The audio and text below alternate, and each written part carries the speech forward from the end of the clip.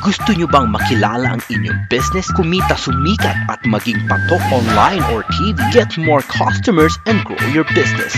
Advertise now. From the studios of Litter News Philippines, Errol Dakame of Kamao Asset.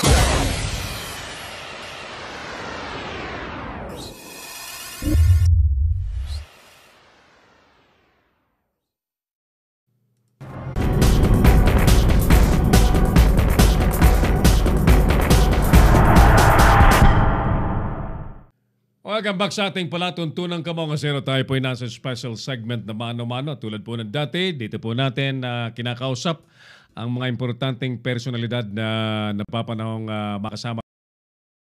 At sa ating tema ngayon mga kaibigan, na dapat bang patawan ng death penalty ang mga plunderer at grafter sa ating bansa? Ang kasama po nating senatorial candidate ay walang iba kundi si Senatoriable Gerald Orcega, number 10 po sa balota. Senator Gerald, magandang hapon po. Magandang hapon po, Kuya Errol. At sa lahat po ng nakikinig dito sa Kamao Asero. Apo. Assalamualaikum po sa lahat. Salamat po sa pagtanggap sa aming tawag and hopefully next time na magkasama po tayo nasa studio na kita. Salamat po. Apo. Alright. Ang ating main topic ngayon ay of course pagsugpo ng korupsyon sa ating bansa. You think masusugpo ang korupsyon sa ating bansa kung magkakaroon tayo ng parusang bitay, patawan ng parusang kamatayan po ang mga plunderer and grafter sa ating bayan, sir? Bagay po, ang pausang bitay, ang pausang kamatayan, Kuya Errol, lalong-lalo na sa panahon ngayon, na talagang napakadami na at lantaran na ang pangungakot ng ating mga leader, maging sa national at sa local man. Mhm. So kaya nga po ang unang-unang ipapasa ko pong batas pag nandyan na tayo sa Senado ay ang pagpataw ng parusang kamatayan, lalong-lalo na sa mga, especially po sa lahat ng mga plunderer at grafters na yan.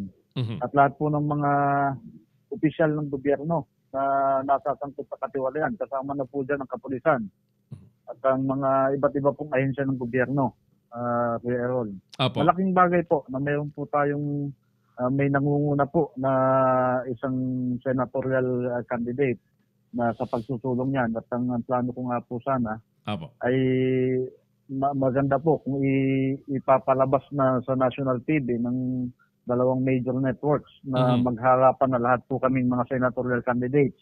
Mm-mm. At talaga pong Pagdebatehan. hamunin po. Mhm. Opo, pagdebatehan po. At hindi lang po pagdebatehan, Kuya Errol. Mhm. At magkaroon po kami ng kasunduan lahat po kami ng mga tumatakbong senador dito sa ipapasakong batas. Very vocal naman po tayo at pinagsisigawan natin yan. Kaya talagang karapatan po natin bilang mamamayang Pilipino na sabihin sa kanila na kung talagang seryoso kayong masumpo ang usapin tungkol dyan sa korupsyon dito sa ating bansa, ang ugat ng kahirapan ng ating bansa, ay kailangan pumirma po sila sa harap ng taong bayan. Mhm.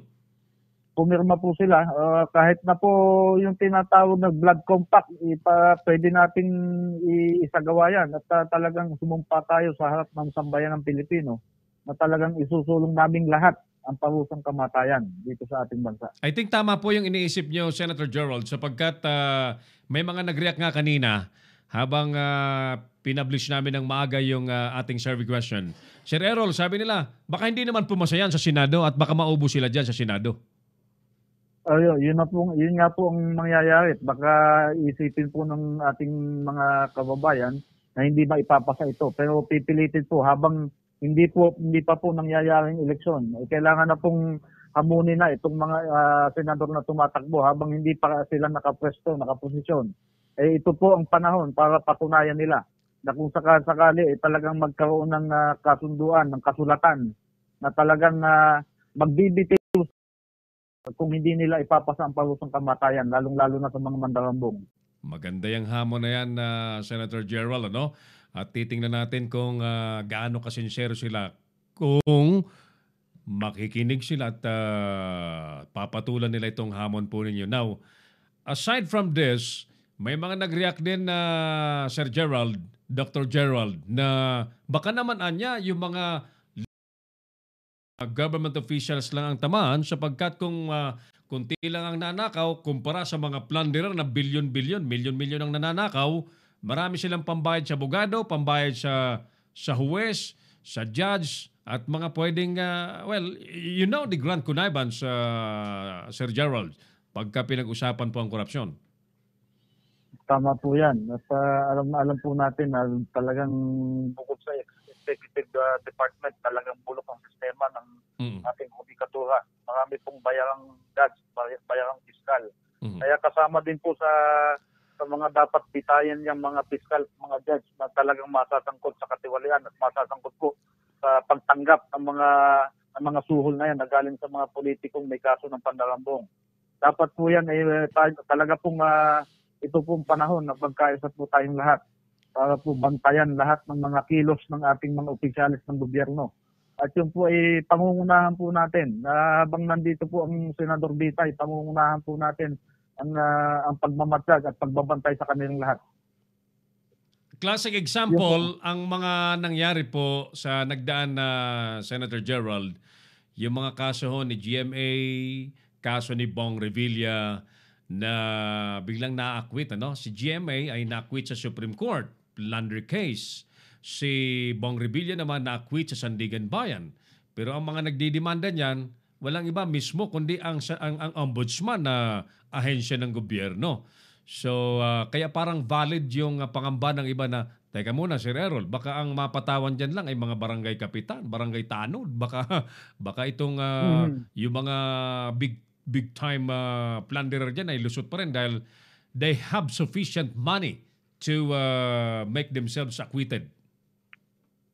Yun na nga po ang nakakalungkot. Kaya po tayo ay naglakas na ng loob para kumandidato. Para kumandidato po sa pagkasenador. Dahil loobin po ng mahal na Allah, subhanahu wa ta'ala, na malaki po ang may ambag natin na tulong sa paglilinis po ng ating pamahalaan. Dahil yan po ang una po nating misyon ay una po, yan pong mga na-acquit na yan, nakatulad ni na Bong Revilla, ni na Gloria Arroyo, yan pong mga hindi pa napahatulan hindi pa na-acquit na sina Jinggoy Estrada, Enrile, at marami pa pong iba. Marami pa pong may kaso ng pandarambong. Si Erap Estrada, nakasuhan, nakawala din. Yeah. So lahat po yung mga tao na yan ay tututukan po at kung kinakailangan po ay buhayin po natin ang kaso at talagang bantayan po natin ang ombudsman. Ang ombudsman po siguro magiging kakampi ng Senador Bitay. At hindi po tayo papayag, mananawagan po tayo sa lahat ng ating mga kakamping organisasyon sa buong Pilipinas na nag-a-advocate po dito sa against graft and corruption. Ay talaga pong kailangan pagkaisahin po natin sila at tulungan po ninyo ang Senador Bitay para po malipol na itong mga tao na ito ng mga nabanggit ko. Very well said, Senator Gerald. Palagay ko may mahalagang papel na gagampanan po ang mga mamamayan, sir. Ano ho? So, siguro kami dito sa Leader News Philippines, ang isang may sasuggest namin at may tutulong, kailangan maglikha po tayo ng grassroots level organization of anti-corruption group, sir, na magiging involved ang mayorya ng mga mamamayan. Malaking bagay po yan, Kuya Errol. Yan po ang dapat na tama nating gawin. Ito po ay panahon talaga na ang mga maliliit ay pagbuklod-buklodin po natin dahil tayo po ang tinatamaan. Tayo pong mga maralita at mga ang tinatamaan. Napakadami po. Ika nga, sabi nga nung isang post doon sa Facebook na mas mapapatawad ko pa yung mga napilitang magnakaw dahil sa gutom at sa napilitang magnakaw ng gamot dahil may sakit ang magulang, may sakit ang anak. Pero itong mga ubod na ng yaman ay patuloy pa rin tayong pinagnanakawan. Hindi na makontento sa sarili nilang yaman at hanggang nabubuhay sila wala atang gagawin kundi pagnakawan tayo sa ating mga buwis, sa dugot pawis ng ating mga kababayan. Kaya hindi na po tayo papayag. Napakaganda po na isipin na talagang maitatag po natin ang organisasyon na yan, Kuya Errol. Alright, sige. So isimulan natin yan na Senator Gerald na palaganapin at nang sa ganun lahat ng lugar ay magkaroon po ng mga organizations na magsusumbong sa inyo at maisusulong po natin ang mga kaso ng mga isusumbong ng mapatawan po ng karapat-dapat na kung magkaroon na po ng parusang bitay na isusulong niya naman po sa Senado para may masampulan at magkaroon po ng malakas na mensahe na tigilan ng korupsyon sa ating lipunan. Opo, opo. Marami pong ngayong mga senador na sumasakay sa issue na pumapayag sila na ipasa ang death penalty. Parang sinabi nila na talagang kayang-kaya ko namang bayaran ang mga judge na yan. At kayang-kaya kong i-acquit ang sarili ko. Hindi niyo ako mabibitay kahit kailan. Pero hindi po tayo papayag, Kuya Errol. Mananagot po sila sa atin, sa taong bayan. Alright. Sa ilang issue, sir, ano po ang paninindigan po ninyo sa pagdami ng mga Chinese workers sa ating bansa? Ito po unang-una, hindi po dapat ito pinapayagan dahil karamihan po ng mga Chinese workers na yan ay mga illegal alien dito sa ating bansa. So hindi po porket may utang tayo sa kanila at napakalaki na ng utang ng Pilipinas, palagay ko, dyan sa China, ay pinapayagan na nila na basta na lang tayong yung ating batas tungkol sa mga dyan sa immigration law natin ay kanilang lantarang binabastos na. Hindi po dapat ganoon. Dapat po talagang isa po yan sa ating tututukan, Kuya Errol. Kailangan po prioridad ang mga manggagawang Pilipino. Napakadami pong manggagawang Pilipino na kinikilala po sa buong mundo ang kahusayan. Bakit kailangan pa natin magkaroon ng mga illegal aliens dito sa bansa? Alright. Yun po ang aking pananaw po diyan. Okay. Ano po ang paninindigan nyo, Senator Gerald, sa kahilingan ng mga nurses na madagdagan ang kanilang sahod? Hindi lang po madagdagan. Dapat po ang mga nurses, sa hirap po ng mga kababayan nating nurse, dapat po doble ang kanilang sweldo. Katulad po ng mga dapat dinodoble. Ang mga sundalo po, mataas na ang sweldo pero kulang pa rin. Kaya kailangan po ang akin pong ipapanukala ay ang pagtatag ng Department of High Value Resources. Wala na pong paraan para malikom ang lahat ng yaman ng bansa kung hindi maitatag ang Department of High Value Resources. Dahil ito po ang magiging sandigan ng taong bayan na lahat ng mga mineral na mga ginto ay na nandito sa ilalim ng lupa natin ay kailangan ma-recover at ang pangungunahan po ng Hello, sir. Sir Gerald. Saglit ha, mga suki. Kausap po natin ay si Senatoriable Gerald Orcega, number 10 po sa balota. Balikan natin yung sinasabi ni Senator Gerald. Sir, sorry po na putol. You may go ahead with what you are saying. Opo, yan po ay isa sa gusto kong ipanukala ang pagkakaroon po ng Department of High Value Resources dito sa ating bansa na ang pangunayan pong gawain ay i-recover ang lahat ng mga kayamanan, may mineral deposits, especially gold.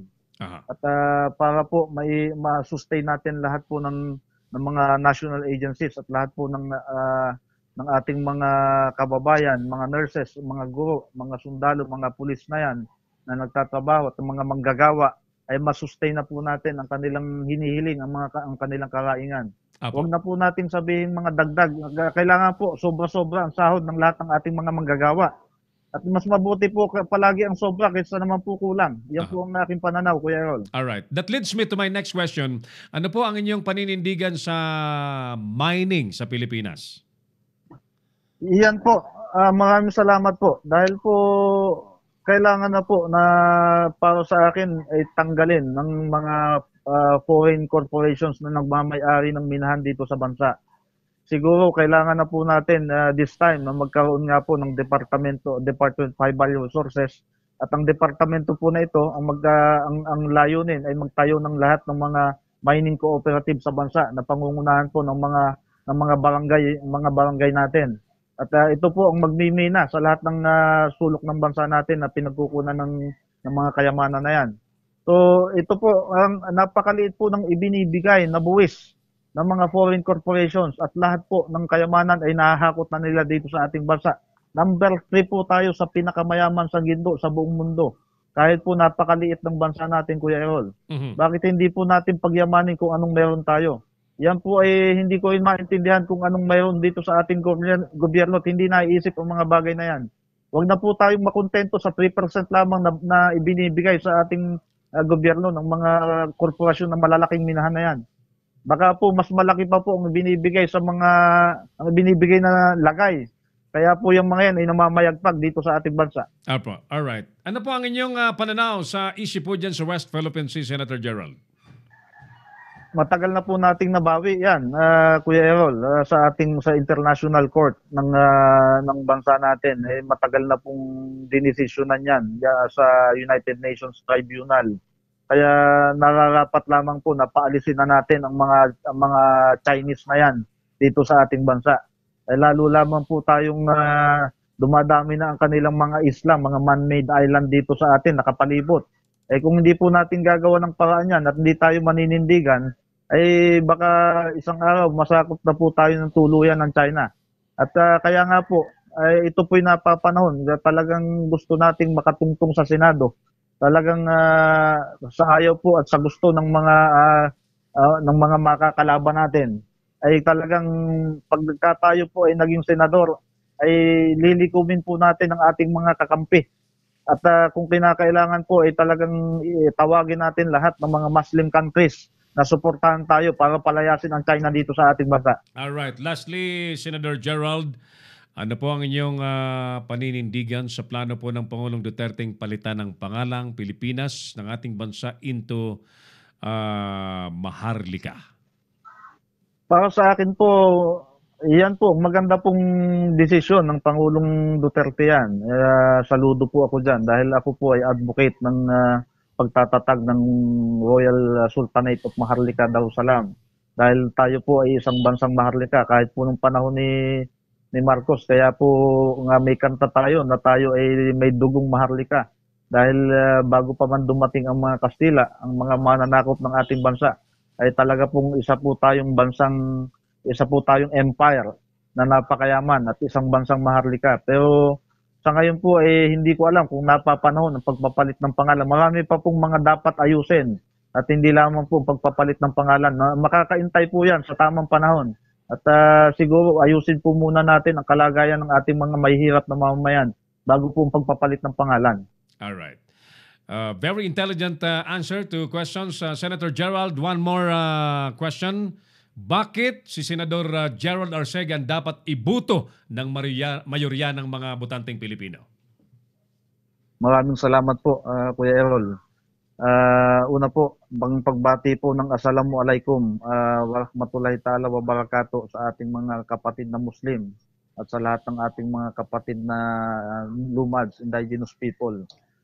Alam niyo po sa aking mga pag-iikot at talagang nakasalamuha ko ang mga maliliit na leader natin. Ako po ay talagang overwhelming po ang kanilang suporta kay Senador Bitay. Hindi ko po akalain na sa kabila po ng aking kalagayan sa ngayon na wala po tayong pondo na ginagamit para pantapat at pambili po ng mga campaign materials na yan, ay napakadami pong mga nagbo-volunteer at nagmamahal. Lalong-lalo na po dyan sa yung ating active po na Dubai Group sa pamumuno po nila ni President MG Garcia, ang MCBO Group ng United Arab Emirates at ang ating mga leader po dito sa Luzon, Visayas at Mindanao, dyan po sa Butuan City, ay sa pamumuno po ni Councilor Jonathan Biray, Gilbert Asanyon at Beth Dandanon at lahat po ng mga tribal leaders na nakasuporta po sa atin at ang ating mga kapatid na Muslim. Sa akin pong pananaw ay hindi ko po kayang biguin ang mga kahilingan ng mga kababayan natin. Ang kahilingan po na magkaroon na po sila ng maayos na buhay. Ako po lagi po akong nagsasalita, Kuya Errol, hindi bilang kandidato, kundi bilang kasama po ninyo, kasama ng lahat ng mamamayang Pilipino. Hindi po ako politikong tao. Napilitan na lang po talaga ako dahil ito po ang palagay ko ay nararapat at tama kong gawin. At ito lamang po ang maiaambag ko sa abot ng aking makakaya. Nandito na po tayo sa karera, sa laban na ito, dito po sa senatorial race na ito. At alam ko po, paninindigan ko po ang lahat ng aking mga salita. Lahat po ng mga marginalized sector ay alam po natin na napasok na ng politiko. Lahat po yan ay titipunin natin. Titipunin po natin lahat ng mga manggagawa, lahat po ng mga naapektuhan, ng mga nurses, lahat po ng mga teachers, senior citizens, OFWs, Department of OFWs po ang kahilingan nila. Marami po tayong naiisip na gawin, lalong-lalo na sa mga PWDs at senior citizens. So lahat po ng bagay na makabubuti po sa ating mga kababayan ay talagang paninindigan po natin. At unang-una po dyan ay yung ugat po ng kahirapan, talaga pong panindigan po natin na matapos na ang kahirapan ng ating bansa. At yan po ay ang ugat ng kahirapan ay yung korupsyon. Kaya po tayo tinawag na Senador Ditay, Kuya Errol. Dahil paninindigan po talaga natin na tayo po ay kalaban ng lahat ng politiko. Lahat ng politikong wala pong malasakit, wala pong damdamin at hindi po nakakaramdam ng hirap ng mga mamamayang Pilipino. Lahat ng mga mandarambong na politiko na sangkatutak po, bilyon-bilyon ang ginagastos dito sa atin sa kampanya, sa eleksyon. Hindi na po tama yan. Napakadami pong namamatay sa gutom, naghihirap. At ganun po, yan po ang klase ng mga leader ngayon natin na sikat po dito sa ating bansa. Sana po yung pagkasikat nila ay talagang sikat na hindi sila boboto ng taong bayan. At maging matalino na po tayo mga kababayan sa ating pagboto. Iboto po natin ang tamang leader na talagang may malasakit sa ating bansa. Ganon din po ako. Pag-isipan po natin maigi. Yun po ang aking panawagan, Kuya Errol. With that, Dr. Gerald Arcega, sir, senatorial number 10 sa Balota. Maraming salamat po and best of luck, sir. Maraming salamat po muli at saludo po ako sa inyo, Kuya Errol, sa inyong sobrang pagmamalasakit po ninyo sa ating mga kababayan. Mabuhay po kayo, mabuhay po ang Kamawang Asero, ang Leader News Philippines. Kakampi po natin sa pagtataguyod ng isang malinis na gobyerno. Marami pong salamat. Thank you, sir. Magandang hapon and good luck. Dr. Gerald Arcega, senatorial number 10 sa Balota. Ulitin natin yung ating survey questions. Ang po ng death penalty, ang mga plunderer at grafters sa ating bansa. Panoorin po natin ang ilang kababayan nating sumagot sa ating tanong. Tanong ng bayan lang po sa Leader News Philippines, pabor po ba kayo na patawan po ng kaparusahang bitay yung po mga plunderer po at mga korap po dito sa Pilipinas? Hindi po. Kasi pwede lang po silang turuan ng leksyon. Bakit po? Kasi meron naman po tayong na matungkulan na hindi pwedeng pumatay sa tao kapag walang sinasabi na Okay po. Sige po, salamat po. Ay, sa tanong ng bayan lang po sa Leader News Philippines, pabor po ba kayo na bitayin po yung mga politiko na mandarambong po sa atin sa Pilipinas? Pabor na pabor. Bakit po kaya? Pahirap yan sa mamamayan. May kalagdagan pa ako kayong... Wala na, ganun lang kasimple. Mas gusto nyo, bitay talaga. Sige po, salamat po.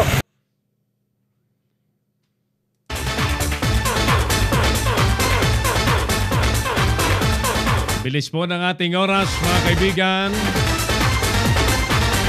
Balikan na po natin ang ating mga pangunahing issue. Reserbang kuryente po sa Luzon Grid, manipis na yun sa NGCP. Pag-asa nagbabala ng mas malawak o lalawak pang apektadong mga lugar ng tagtuyot sa bansa.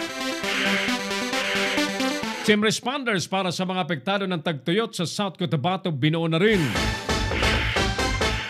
Balitan drugs, walang kredibilidad ang ilalabas daw ng narco-list kung walang kasong isasampa ayon sa IBP. Preso sa loob ng NBP na supplier daw ng Cebu sa Cebu. Pinaiimbestigahan na po ng DOJ. Dredging activity sa Manila Bay sinimula na. Yusik Abuel na isang bar top-notcher, bagong DBM Secretary. Umani naman po ng sari-saring reaction ng pagkakatalaga ni Jok na bilang gobernador ng Bangko Sentral. Akala po ng marami si GMA ang ilalagay. Pero ngayon ang lumulutang ulit na usapan, baka daw si GMA na papatapos ng termino ay ilagay bilang Finance Secretary. Abangan natin. 200 hindi lisensyadong baril mga suki na pag-aari ng sa Negros Isinuko. Gobyerno ikinagagalak naman ang pag-surrender ng 25 mga NPA kasama po ang kanilang mga baril. At panghuli, Kapitan at Tanod na nakumpiskahan naman ang mga baril kakasuhan. Ngayon mga kaibigan, kung tayo naman po ang sasagot sa ating katanungan, sang-ayon ba si Errol Lacame? Napatawan po ng death penalty ang mga mandarambong, mga plunderer, mga grafters sa ating bansa. Oo naman. Alam niyo po, kami kumbinsido sa Leader News Philippines na isa ang pangdarambong, ang pangungurakot, ang pagnanakaw sa kabangyaman, pera po ng taong bayan sa mga dahilan kung bakit po patuloy na naghihirap po ang nakararaming Pilipino. So we agree 101%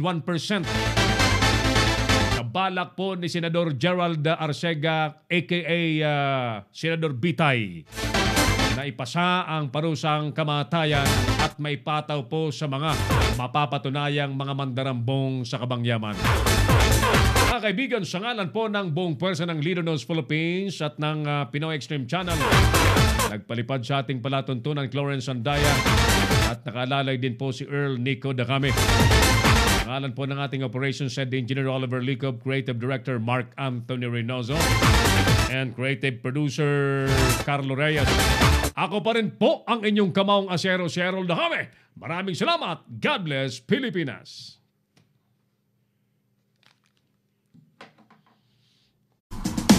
Inyong napanood ang mga batas na banat ni Errol Dacame sa Kamaong Asero. Abangang muli dito sa Leader News Philippines.